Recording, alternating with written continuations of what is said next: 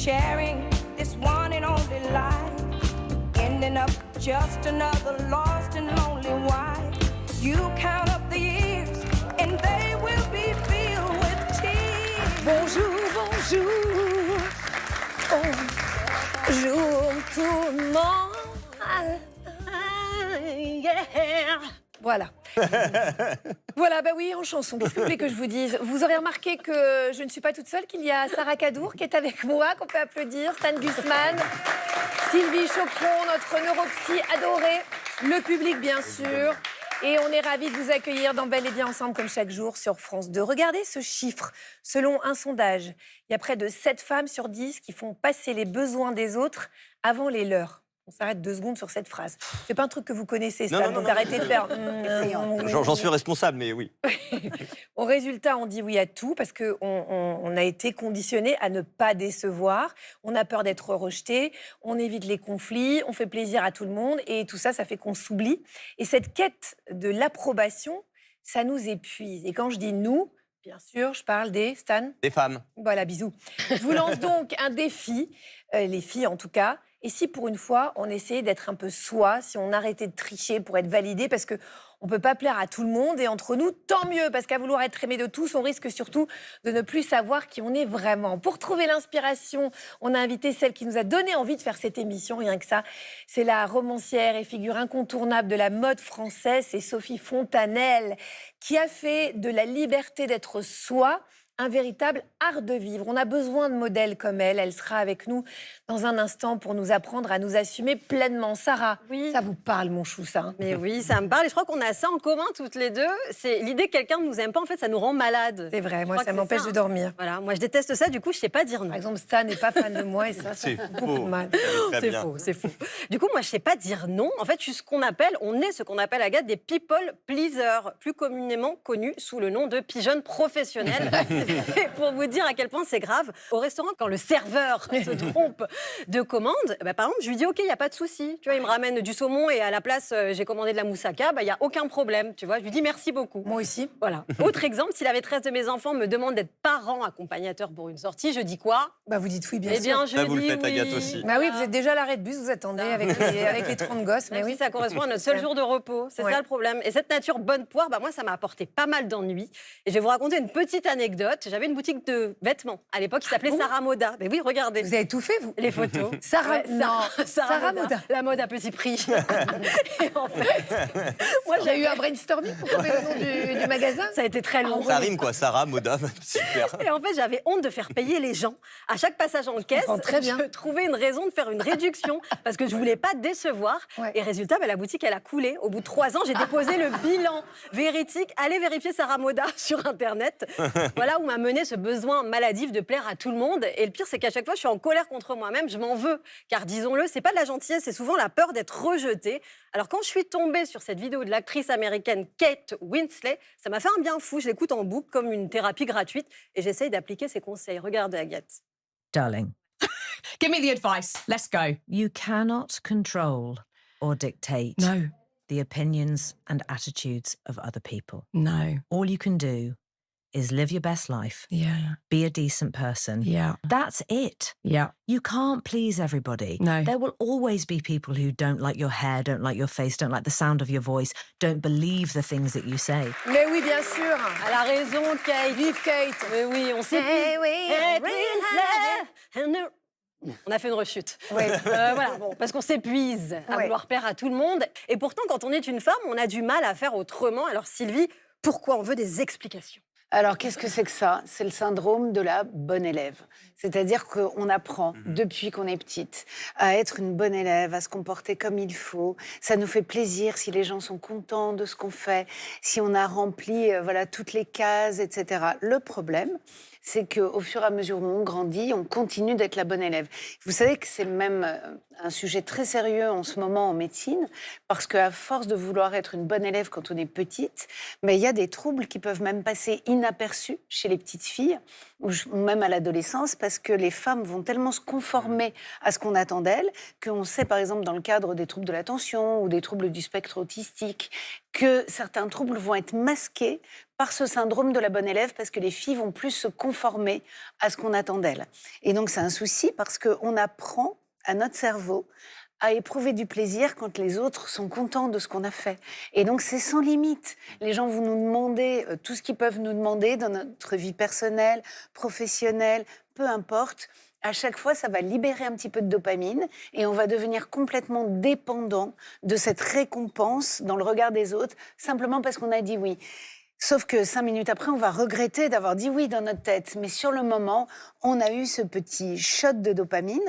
Et au final, c'est important d'en prendre conscience parce qu'à force de vouloir plaire et de vouloir être exactement ce qu'on attend de nous, on se perd. Et donc, du coup, on ne sait plus exactement qui on est, ce qu'on voudrait vraiment, quand est-ce que ça nous fait plaisir d'aider les autres, parce que c'est devenu un automatisme de dire oui. Donc, merci Sarah, c'est hyper important qu'aujourd'hui, on prenne conscience de ça. À la fin de l'émission, Sarah aura changé. On va entendre des noms, en veux-tu, en voilà. Alors, pour s'affranchir du regard des autres et pour oser enfin être soi, on accueille notre invité du jour.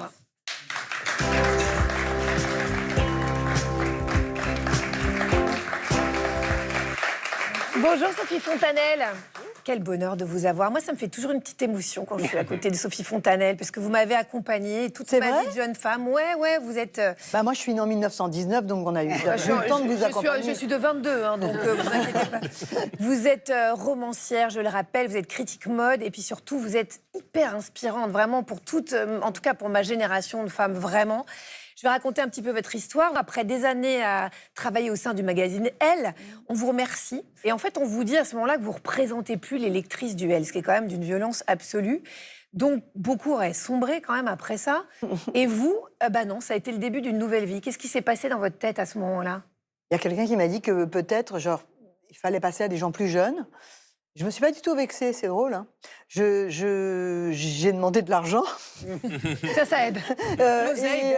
Et ensuite, je me suis mise sur Instagram le jour de mon licenciement, vraiment, où il était effectif, et j'ai dit, désormais, si vous voulez me suivre, ce sera là. J'avais 10 000 followers, j'en ai 500 000 aujourd'hui. Oh.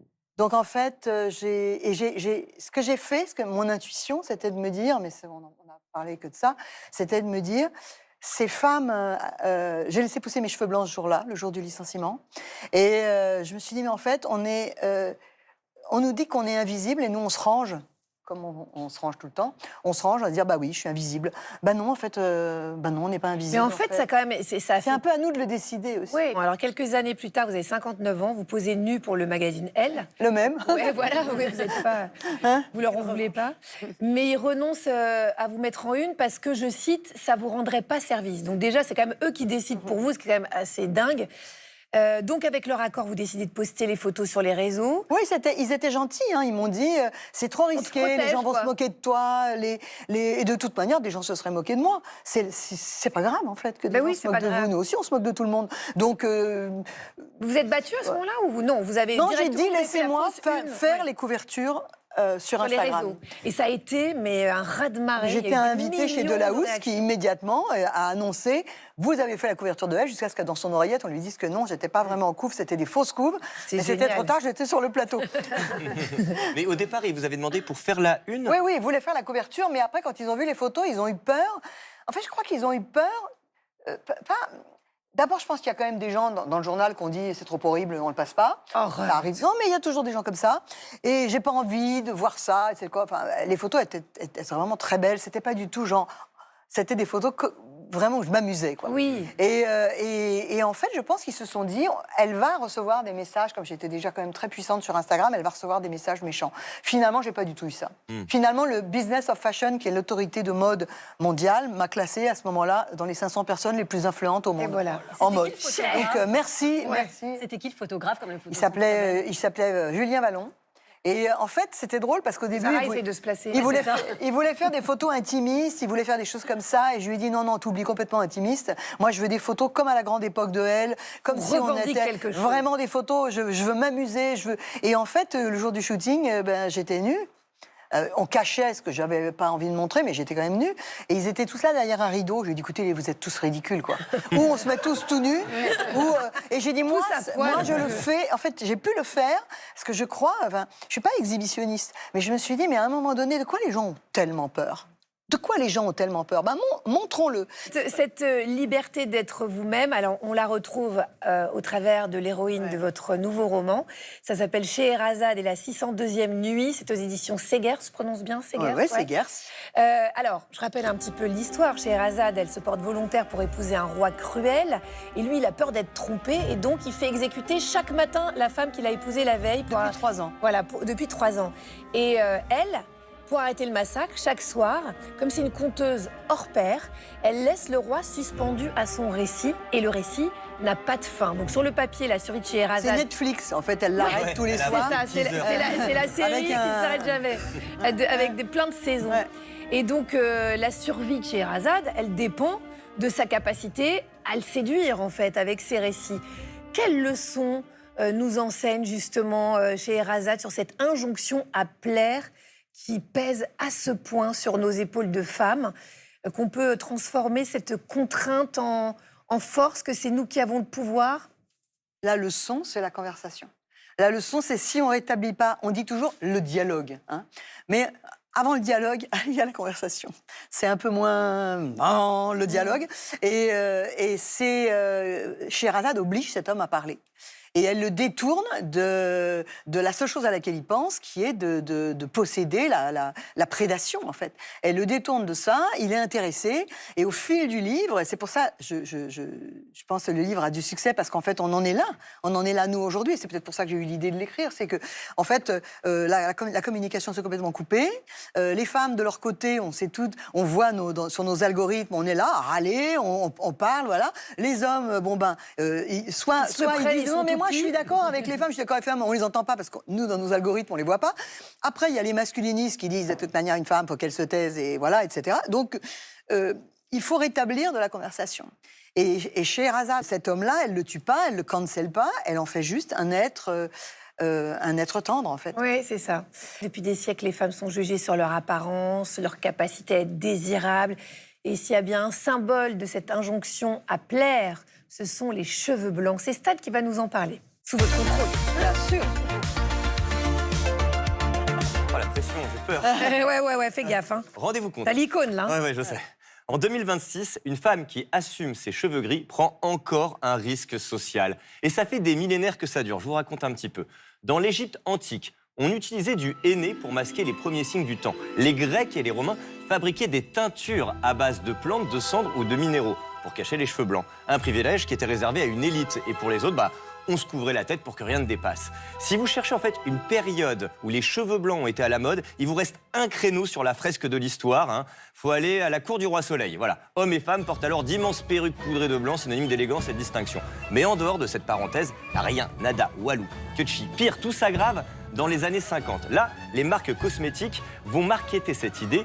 Les cheveux blancs sont un défaut à corriger. Après le henné, donc, les teintures et les poudres, c'est l'ère de la coloration industrielle qui va démocratiser cette obligation sociale, apparaître plus jeune, plus séduisante, plus désirable. Parmi les acteurs du marché, on les connaît, L'Oréal, Garnier ou encore Clairol, qui se fait connaître avec ce slogan. C'était « Does she or doesn't she ?» Traduction, est-ce qu'elle s'est coloré les cheveux ou pas? Eh bien, vaudrait mieux qu'elle le fasse pour pas ressembler à une sorcière. C'est un peu le message en sous-texte de cette publicité diffusée en 1957. Does she or doesn't she? You simply can't look fresh and vital if your hair looks dull and faded, like this. And graying strands do add years to one's looks, as anyone can see. Miss Clairol adds clear, shining color quickly and easily. So why hesitate about your hair? More women use Miss Clairol than any other hair coloring. Because Miss Clairol adds color that looks so natural, only your hairdresser knows for sure. Try it. You'll love it. Eh oui. Ouais. À partir de Does cette she date, or doesn't she? à partir de ça, à partir de ce slogan, eh bien ça y est, le cheveu blanc disparaît des écrans. Une injonction qui n'a cessé d'être martelée à la fois dans la presse féminine, et j'ai bien dit féminine parce que c'est encore une fois tout le paradoxe de notre époque. Un homme aux teintes grisonnantes devient sexy de maturité pendant qu'une femme qui a les cheveux blancs se laisse aller. Ce qui est totalement faux, évidemment. Et le pire, c'est que ce message délétère est reçu 5 sur 5. Regardez, 75% des femmes de plus de 45 ans colorent leurs cheveux. Heureusement, depuis quelques années, il y a des pionnières qui font bouger les lignes. Ouais, je pense aux actrices Hélène Mirren, Jamie Lee Curtis ou encore Andy McDowell qui affichent fièrement leur crinière argentée en couverture des magazines. Et chez nous, c'est vous, Sophie Fontanelle, qu'on applaudit. Vous devenez l'icône de ce mouvement qu'on appelle Going Grey, qui milite pour assumer sa tignasse au naturel. Tellement beau. Ouais, Sophie, on est nombreux à se souvenir de ces couvertures. Quand vous avez montré vos cheveux blancs au grand jour, quelles ont été les réactions? Est-ce que vous attendiez à porter un message aussi fort? Alors, la première chose, c'est que j'ai fait ça parce que... Pourquoi on ne le fait pas? Parce qu'on n'a pas de modèle. Maintenant, on commence à en avoir.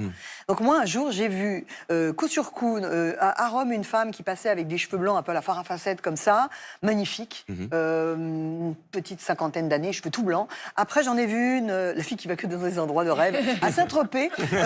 Ensuite à Portofino. Je l'ai arrêtée, elle avait un Bermuda, elle est passée et je lui ai dit, mais qu'est-ce que c'est beau, encore une fois, des cheveux comme ça, vraiment magnifiques cheveux. Et je lui ai dit, il va falloir du courage. Elle m'a dit, il ne faut pas des courages, elle était italienne. Il faut de la curiosité. Et là, je me suis dit, j'arrête de me l'éteindre.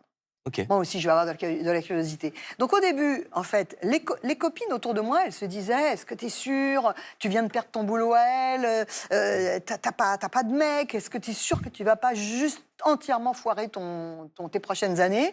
J'ai tenu bon, je m'en foutais en fait. J'ai trouvé un boulot. Les hommes, j'en ai rencontré un au moment où j'avais ça de blanc et ça de noir. Et je voyais qu'il était déconcentré, quoi. Fais pas regarder. C'était beaucoup lui demander. Mais un jour, il m'a fait la réflexion. Il m'a dit, mais tu pourrais pas carrément teindre en blanc, carrément, pour pas que ce soit bicolore. Mais on peut pas faire ça. Et lui, il n'avait pas du tout de cheveux. Et je lui ai dit, mais reviens avec des cheveux et on discute cheveux. Mais sinon, en fait, la transition, c'est un moment qui est difficile. Aussi, ce que je voudrais dire, c'est qu'il est hors de question de dire qu'il faut que les femmes aient les cheveux blancs. Si on n'aime pas ça, il ne faut pas le faire. Et je pense que les femmes savent très très bien s'il faut qu'elles le fassent ou pas. Après, il y a un moment, c'est vrai, où on voit ce blanc qui apparaît sur et on se dit, mais qu'est-ce qui va se passer en fait?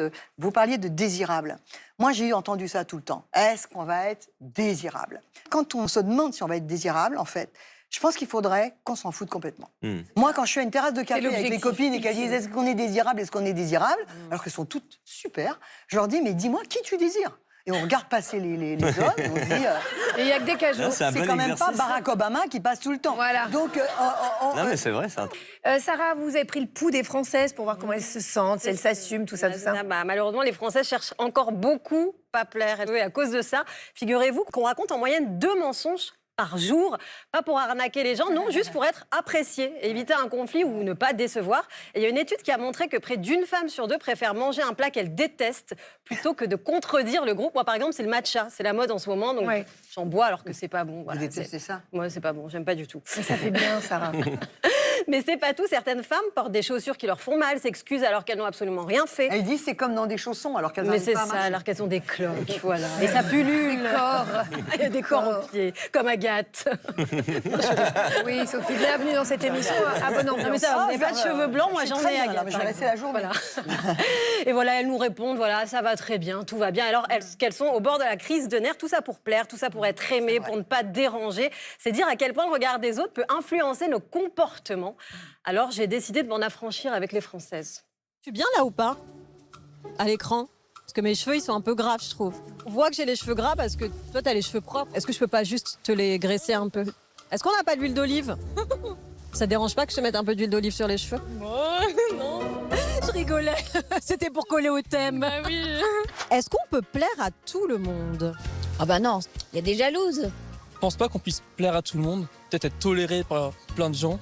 C'est quoi vos techniques à vous pour vous faire aimer des autres? Bah moi c'est plutôt l'humour, voilà. Bah, être gentil, être avenant. J'essaye de sourire aussi beaucoup. Je vais rester moi-même et tant pis si ça va pas. C'est en assumant pleinement qui on est qu'on commence à plaire à tout le monde. Vous, c'est quoi le truc que vous n'assumez pas encore devant les gens? Ça me fait peur de faire un truc honteux. Vous poussez dans vos retranchements. Venez avec moi. Allez, c'est parti, on fait la grenouille. Alors, ça vous fait pas du bien? Si, après on commence à avoir un peu tous les regards autour, toujours. Pas grave. Mais c'est pas grave. On assume. Allez, on repart en grenouille. Venez, suivez-moi. J'ai pas de kyste, moi. C'est dur. C'est bien, vous avez travaillé un peu les fessiers, mon chou. Ça, oui. J'ai un beau boule maintenant, comme on dit. Vous pensez qu'on peut pas plaire à tout le monde, mais imaginez si c'était le cas, l'horreur. Oui, c'est un cauchemar. Moi, j'ai déjà, malgré mes cheveux blancs, deux soupirants. Je ne sais pas comment faire. Je ne sais pas comment faire. Mais non, parce que si les gens vous plaisent pas, quelle importance de plaire Ah, à ils vous tout le monde? plaisent pas, les deux soupirants? Non. Moi, j'ai zéro soupirant. Bon, vous en avez. Non, moi, j'ai zéro soupirant. Et Non, moi, moi, je c'est vous en vraiment file, le public. Je suis en surplus, je vous en file. Ah ouais, filez-moi de Howden. Non, mais... Bon, vous le voyez, en tout cas, il faut parfois oser pour s'affranchir du regard des autres et arrêter de vouloir plaire à tout le monde. D'ailleurs, je pense à une influenceuse mode que j'adore et qui cartonne sur les réseaux, peut-être que vous la connaissez. Elle s'appelle Marine, alias Terriblement M, et elle assume ses goûts sans se soucier du regard des autres, et c'est justement ça qui la rend unique. Alors Sylvie, ma question peut paraître un peu naïve, comme moi finalement, mais est-ce que c'est pas justement en arrêtant de vouloir plaire à tout le monde, en osant être soi-même, en assumant ses goûts, qu'on devient terriblement sexy? Mais vous avez tout à fait raison, Sarah. Et on le voit d'ailleurs dans le sujet que vous avez fait avec les Français. À un moment, vous dites, est-ce qu'il ne faut pas commencer par être soi-même, à s'aimer soi-même pour que les autres nous aiment? Et là, effectivement, c'est extrêmement important d'être soi et de ne pas se perdre, comme on l'a dit avant. Et vous savez qu'il y a un effet qui est décrit en psychologie sociale qui s'appelle pratfall.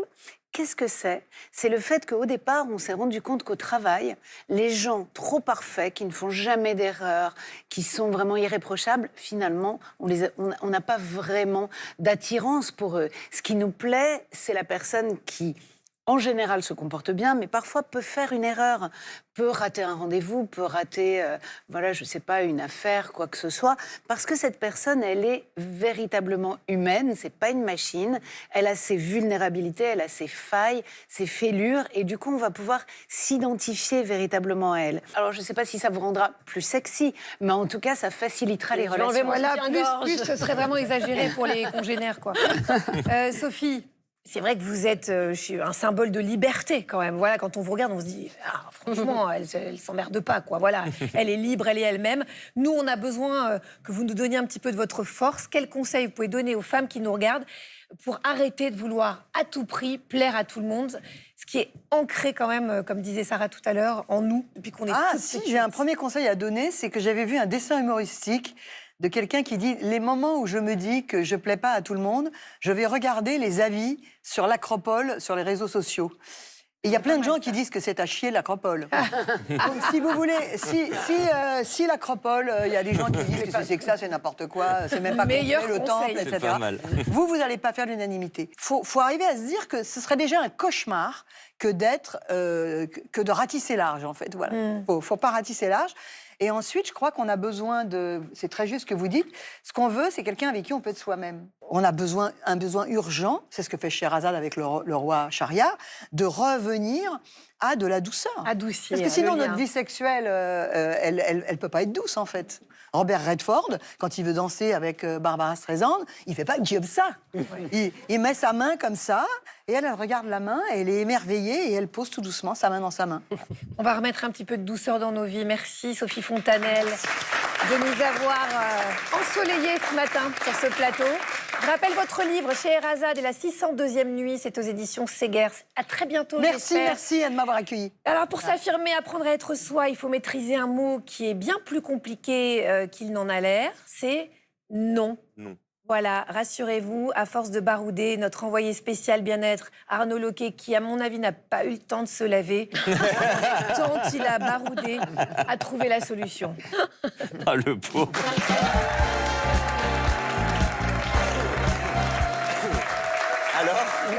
Alors l'odeur? Il a le cheveu plein de sel. Je sens que voilà. Un dernier bain de mer et on est nickel. Mais c'est ça. Ça lave toujours. Impeccable. Vous m'avez manqué. Je suis quand même grave, mais vous aussi vous m'avez manqué, vous savez quoi. Mais sauf quand même, j'ai besoin de vous dire un truc, c'est qu'il y a des moments, j'ose pas vous dire non. Donc je suis ravi que vous m'ayez invité. Non, ça, je suis la bosse, donc parce que sinon on perd votre place. Ce que les gens ne savent pas, c'est que pour tourner les jolis sujets qu'on ramène, vous m'obligez à partir en stop. Je sais. En bagnole, en stop, à faire du covoiturage, voilà. Et donc moi, j'ose pas vous dire non. Oui. Le problème, ce qui se passe, c'est qu'à force d'accepter, on finit par mettre ses propres envies de côté. Résultat, on est débordé, frustré, épuisé. Tout ça parce que j'ai pas réussi à vous dire non. Donc je suis content de vous le dire les yeux dans les yeux. Et surtout, comment apprendre à dire non? C'est ça qu'il faut se poser comme question sans culpabiliser. Donc avec l'équipe, on en fait un brainstorming et on vous propose une piste de réflexion.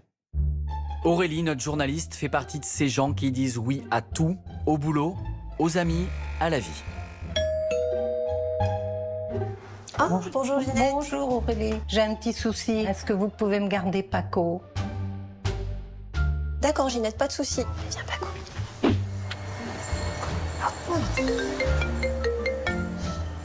Je suis un peu chargée, dis-moi. Pourrais-tu me rendre un service pour aller chercher des médicaments à la pharmacie? Ok. Est-ce que par hasard tu pourrais aller chercher Gabriel à l'école? Ça me sauverait la vie. Je vais le chercher. Tu me sauves la vie. Merci, merci. Bisous ma chérie. Et à force de vouloir plaire à tout le monde, Aurélie finit ses journées épuisée. Elle a juste envie de crier et de dire non. Cette vie c'est la mienne. J'ai décidé qu'aujourd'hui je dis non. Elle, c'est Gomard et elle maîtrise à la perfection l'art de dire non. Bon, tu viens de chanter exactement ce que j'ai ressenti toute la journée. J'ai eu envie de dire non à plein de gens, mais j'ai pas réussi. Moi, c'est l'histoire de ma vie. Toute ma vie, j'ai eu du mal à dire non. Et en fait, à un moment, j'en ai eu marre. J'ai voulu dire stop et j'en ai fait une chanson. Cette vie c'est la mienne. J'ai décidé qu'aujourd'hui je dis non. À 30 ans, Gomard s'affirme pleinement. Artiste, compositrice, interprète, elle signe un album sur l'affirmation de soi. Sa chanson Non, écrite en 20 minutes seulement, c'est un cri du cœur. Avec plus de 10 millions de vues, elle est devenue l'hymne de ceux qui ne veulent plus chercher à plaire à tout le monde. Alors j'ai l'impression que c'est du vécu cette chanson. Quoi elle fait écho à ta vie personnelle? C'est complètement du vécu parce que j'en souffre depuis que je suis toute petite. Si tu veux, moi, j'ai beaucoup déménagé. Et en fait, à chaque fois, dans mes déménagements, j'étais tout le temps la petite nouvelle. J'ai eu ce truc-là de me dire, OK, le moyen le plus rapide, en fait, de se faire accepter et aimer quand on arrive dans une nouvelle école et qu'on connaît personne, c'est de dire oui aux gens. Du coup, je me suis retrouvée dans des situations complètement inacceptables, en vrai. Le oui était devenu mon identité première et je me passais complètement derrière ça. Qu'est-ce qu'elle signifie, cette chanson? Donc, cette chanson, elle signifie qu'en fait, en disant non, on se perd pas, on se retrouve et en disant non, on gagne. Et ça fait du bien et le refrain, c'est vraiment ça, c'est libérateur, c'est en mode je pense que j'ai trouvé la solution et c'est ça et merde quoi. Mais cette vie c'est la mienne. J'ai décidé qu'aujourd'hui je dis non. Dire non, c'est donc devenu son cheval de bataille. Elle le chante, le met en scène et en rit à travers des vidéos pleines d'humour. Ouvre-moi la porte, j'ai changé. Je t'en supplie, ouvre-moi. Mais cette vie c'est la mienne. J'ai décidé qu'aujourd'hui je dis non. C'est un thème qui est hyper inspirant et avec lequel aussi on peut s'amuser beaucoup sur les réseaux, le nom. Et j'avais envie en fait de faire aussi, non seulement faire écouter le titre, mais le faire écouter et le découvrir aussi via des mini-sketchs et des mini-scénettes de la vie de tous les jours. Aussi pour me faire du bien à moi et me moquer de tous ces gens à qui j'ai du mal à dire non dans la vraie vie. T'aimerais que je te dise que c'est pas grave encore. Faut jamais être soi, jamais trop bizarre. Imposer ses limites et se respecter est devenu une victoire personnelle. Aujourd'hui, Gomard en fait même une fête au travers d'un happening qui sera diffusé sur ses réseaux sociaux. J'ai un système de portes, donc une porte oui, une porte non. Et je vais venir poser des petites questions aux gens comme un micro-trottoir. Dès que quelqu'un va passer la porte non, on va venir célébrer le fait qu'il ait dit non avec lui. Je vous laisse avec les réactions de ceux qui ont osé franchir la porte. Se forcer à sortir pour faire plaisir aux potes. Non. Ok, c'est un non. Allez. Les messages vocaux plus longs qu'une minute. Ah non, c'est clairement non. On est d'accord. On est d'accord. Laissez les autres prendre les rênes de ta vie. Voilà. Alors est-ce que c'est si dur de dire non? C'est un petit peu dur, j'y arrive de plus en plus. Ça fait du bien, oui. Franchement, de nos jours, c'est pas facile. Et avoir son libre arbitre, c'est vachement important. En fait, dire non, ça fait du bien? Oui. Oui. Est-ce que tu penses que tu peux me montrer le reportage avant qu'il sorte ou pas? Non. Okay.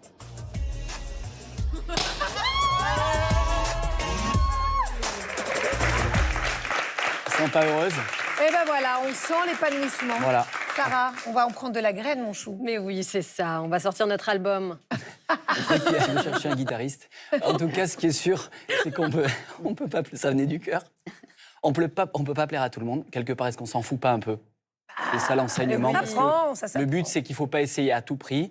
Oui. Moi, j'ai adoré une phrase que j'ai entendue tout à l'heure. C'est apprendre à dire non. C'est pas devenir égoïste. C'est simplement apprendre à se respecter un peu soi-même. Ouais, j'ai adoré cette phrase. Peut-être me la faire tatouer. Et contrairement à ce qu'on imagine, un refus formulé avec gentillesse, humour ou sincérité, ça vaut beaucoup mieux souvent qu'un oui qu'on a dit à contre-cœur ou qu'on a un engagement qu'on a du mal à tenir. Et ça, il vous reste de la place sur les tatouages parce que comme à chaque phrase, par exemple, Sylvie, c'est pour ça que je me suis tatouée quelque part. C'est pour ça que je me suis mis à la muscu pour élargir le périmètre. Ça se voit. On l'a remarqué. On est en fin de saison. Sylvie, la question que je voudrais vous poser, c'est pas simple vraiment de dire non, mais est-ce que ça s'apprend? Bah oui, alors tout s'apprend. Vous savez qu'à chaque fois, je répète dans cette émission que grâce à la plasticité de notre cerveau, on peut changer des automatismes comme ça. Sauf que ça va demander un petit peu d'effort. C'est-à-dire qu'au moment où quelqu'un va vous demander quelque chose et que vous vous sentez prêt à dire oui, juste sur le moment sans réfléchir, Sarah fait oui de la tête parce que je pense que c'est une situation vécue. À ce moment-là, il faut commencer par imaginer ce qui va se passer 5 minutes après qu'on ait dit oui, ou le jour où on devra faire ce qu'on a accepté de faire. Il faut se projeter un petit peu dans l'avenir. Et donc, il faut identifier ce qu'on est en train de faire, c'est-à-dire ne pas prendre en compte la réalité, notre réalité, le fait qu'on ne pourra pas le faire, qu'il va falloir annuler 10 trucs pour pouvoir le faire, qu'on a dit oui à quelque chose qu'on ne sait pas faire, ou qu'on n'a pas envie de faire, ou qu'on ne voulait pas faire. Donc, ça demande, pour qu'on puisse contrôler ça demande d'identifier pourquoi on est en train de dire oui, pourquoi c'est une mauvaise idée de dire oui. Et il faut accepter aussi nos limites. Il faut accepter qu'on ne peut pas dire oui à tout le monde. Juste s'arrêter, prendre le temps de réfléchir, voire même, c'est aussi ce qu'on conseille avec les achats, laisser les achats dans le panier et valider le panier le lendemain ou quelques jours après. Okay. Et bien là, c'est la même chose que le panier des courses, c'est-à-dire se laisser le temps de la réflexion. Je n'irai pas en tournage en bus à Saint-Laurent-des-Fossés. Oui, mais vous allez aller à la douche. Allez, hop, merci beaucoup Arnaud. Merci de nous faire du bien chaque jour. Qui ne s'est jamais renié pour plaire à son partenaire, pour nous apprendre à aimer sans s'oublier? Mais c'est une mission de vie, ça. Hein, parce que je suis sûre que dans le public, toutes les femmes, à un moment, se sont dit « Bon, allez, il faut que je fasse plaisir, je suis conditionnée à ça, etc. » Enfin, je ne parlais pas forcément de ce que vous pensez, mais même dans le quotidien, où est-ce que je m'embarque? Pourquoi est-ce que j'ai dit ça? Pourquoi je n'ai pas suivi ma fiche, tout simplement? Allez, on accueille tout de suite notre thérapeute de couple préféré.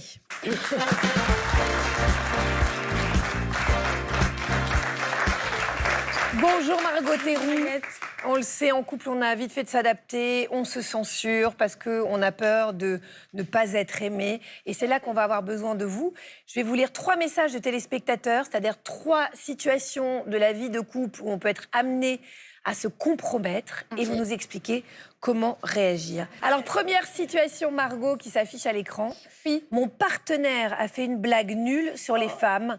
J'ai ri pour ne pas le vexer. Ça peut marcher pour tout type de blague, évidemment. Alors, ai-je bien fait? Non. Non, absolument pas. Il fallait faire une poker face. Il fallait faire une poker face. Et puis, en fait, le problème, c'est que le rire, dans ces moments-là, en fait, ça va donner le signal à la personne que ce qu'elle dit, c'est vraiment drôle. Et généralement, tout ce qui est blague, misogyne, raciste, enfin voilà, tout ce qui mettre en péril, on va dire, l'estime de quelqu'un, on évite. Alors effectivement, en public, ça peut être un peu humiliant, mais en tout cas, ne pas rire, éventuellement esquisser un sourire et dire à la personne après, écoute, là, c'était vraiment moyen, quoi. Non, là, c'était vraiment moyen. Voilà, peur. Regard numéro 22. Au secours. Nouvelle situation. Pour plaire à mon chéri, je lui ai fait croire que j'aimais la science-fiction, alors que je déteste ça. Depuis, tous les dimanches soirs, on regarde des séries avec des extraterrestres. Ça peut être moi. J'adore les films de guerre. Ça fait 14 ans que je suis avec mon mari. Je me suis tout tapé sur les guerres. 14, 39, guerre d'Algérie. Un collab sur les guerres. Ah ouais. Et les westerns aussi. Ah oui. Est-ce qu'il est trop tard? Non, Agathe, il n'est pas trop tard. Il n'est pas trop tard. Il est absolument pas trop tard. Il y a encore cette idée que quand on aime, on est censé aimer tout de notre partenaire. Et il y a cette espèce d'idée de la fusion, que le couple devrait être un, etc. Pas du tout. Il ne faut pas oublier que le couple, c'est 1 + 1 = 3. Donc non, il n'est pas trop tard en disant, écoute, chérie, au début, j'ai voulu faire un peu la meuf, mais finalement, je préfère regarder Bridget Jones. Il faut mieux le dire, quoi. Oui, il faut le dire, parce qu'en fait, de toute façon... Je ne vais pas te contredire, je voulais être... Oui, ça fait un peu de mignonnerie. Ouais. Voilà, on veut se faire plaisir, on n'ose pas, mais bon, autant passer son dimanche soir à faire des choses bien plus fun. On est bien d'accord. Oui, mon chéri, adieu, film de guerre, western et tutti quanti, film de mafia, tout ce qui me saoule à un point. Comme ça, vous savez tout.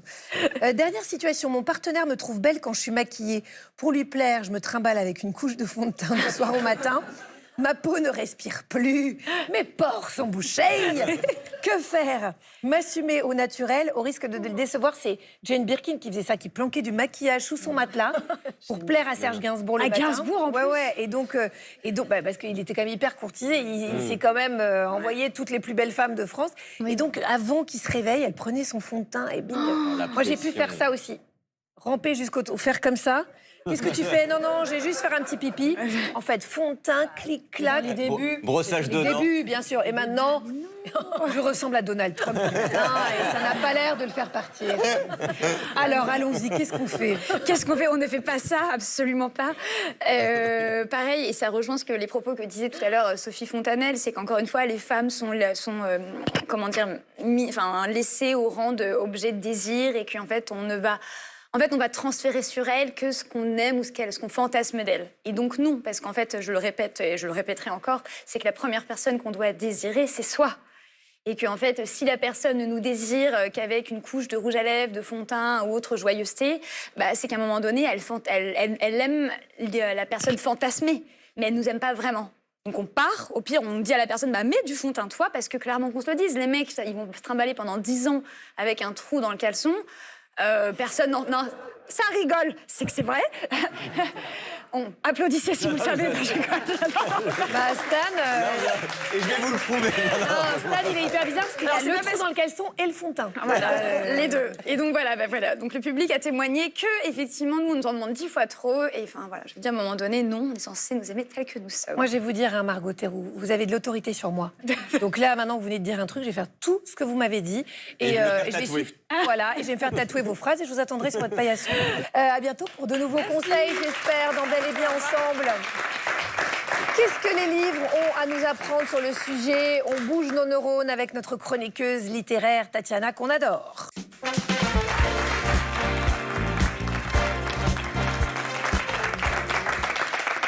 Ça fait plaisir de vous voir ici, Tatiana. Mais oui, plaisir partagé, Agathe. Bah oui, dites donc. Bonjour Alors, tout le monde. Sur le sujet du plaire à tout le monde, que nous dit la littérature?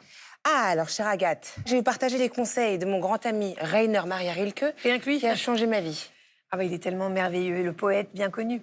L'immense poète austro-hongrois, je l'adore. Et alors, je vous raconte un peu les coulisses quand même. 1903, nous avons un homme, Franz Capu, qui est un jeune officier de l'armée. Et il est complètement déboussolé. Il rêve d'être poète alors qu'il est soldat. Donc je peux vous dire que l'alignement, on n'y est pas. Et là, il se dit, mais je ne sais même pas si j'ai du talent. Sauf que le hasard s'en mêle et qu'il découvre que là où il fait son service militaire, donc l'école dans laquelle il fait son service militaire, est aussi l'école qu'a fréquenté Rainer Maria Rilke dans sa jeunesse. Donc il lui écrit. Et dans cette première lettre, il va lui poser la question à 10 millions d'euros, ai-je du talent? Extraordinaire. Incroyable. Et cette question-là, c'est comme une matrioshka. Parce qu'à l'intérieur, il y a tellement d'autres questions. Vais-je réussir? Que dois-je écrire? Quels vers sont bons? Et surtout, comment plaire à tout le monde? Comment plaire à ce public? Commence alors une correspondance qui durera plusieurs années. 10 lettres absolument sublimes, comme des phares, des vademecum, enfin quelque chose d'absolument extraordinaire qui va vous apporter de la sagesse. Et à la mort de Rilke, Franz Capu décide aussi de partager. Donc il est un peu comme moi. Il se dit, bon, je vais pas garder tout ça pour moi, je vais partager les secrets de Rainer. Et donc il compile tous les poèmes dans un recueil qui fait désormais référence, qui s'appelle Lettre à un jeune poète. Alors dans cette correspondance, on trouve quoi alors? Alors, dans cette première lettre, on trouve un élixir de sagesse. Je le cite. Vous vous demandez si vos vers sont bons. Vous me le demandez à moi, vous l'avez demandé à d'autres. Je vous demande d'arrêter avec tout cela. En réalité, votre regard est tourné vers le dehors, alors qu'il n'est qu'un seul chemin. Entrez en vous-même. Sondez les profondeurs où votre vie prend sa source. Cherchez si votre besoin d'écrire trouve racine au plus profond de votre cœur, à l'heure la plus silencieuse de votre nuit, sans jamais exiger de récompense qui ne viendrait du dehors. Voilà, il faut s'inspirer de ça. Hein. C'est beau, hein? C'est sublime et c'est terriblement actuel parce que je pense vraiment que chercher la validation de ses compères, c'est vieux comme le petit Larousse. Et justement, ce que Rainer Maria Rilke nous explique, c'est que le regard des autres, plaire aux autres, se faire comprendre aussi des autres, c'est une erreur, et même en amour. Pourquoi? Parce que ça nous égare de notre chemin d'existence, ça nous égare de l'essentiel. Et en réalité, le regard des autres n'est jamais une boussole, c'est un bourbier. Pourquoi? Parce que c'est le reflet d'eux-mêmes, de leur peur, de leur jugement, de leurs limites, de leurs erreurs, de leur goût. Et Rilke va donc nous préciser que notre quête véritable est ailleurs. Notre quête, elle est loin du bruit, loin des attentes, loin des regards. Notre quête, c'est de trouver notre propre voix, notre vérité. Car, pour répondre à votre question, Agathe, la vraie réussite n'est pas de plaire à tout le monde, mais de devenir pleinement soi-même. Et voilà, on va se trouver soi-même, on va trouver notre vérité. Merci Tatiana. Tatiana, c'est la meilleure pour trouver les mots de la fin. Voilà, merci. Je rappelle qu'on peut vous retrouver sur vos réseaux sous le nom de Banger Littéraire. Merci mon petit Stanou. Ça va, vous avez survécu à cette émission? Ouais, je me suis senti un peu seul, mais c'était hyper intéressant et d'utilité publique, évidemment. Senti un peu responsable, mon fou, Oui, quand même. c'est vrai. Merci mon Sarou. Merci à vous. Sylvie, je ne peux pas vous appeler Sylvou, mais parce que vous êtes une sachante, mais ce n'est pas l'envie qui m'en manque. Merci au public, merci à Arnaud, bel et bien ensemble. C'est fini, on se retrouve demain à 9h55 sur France 2. Passez une très bonne journée.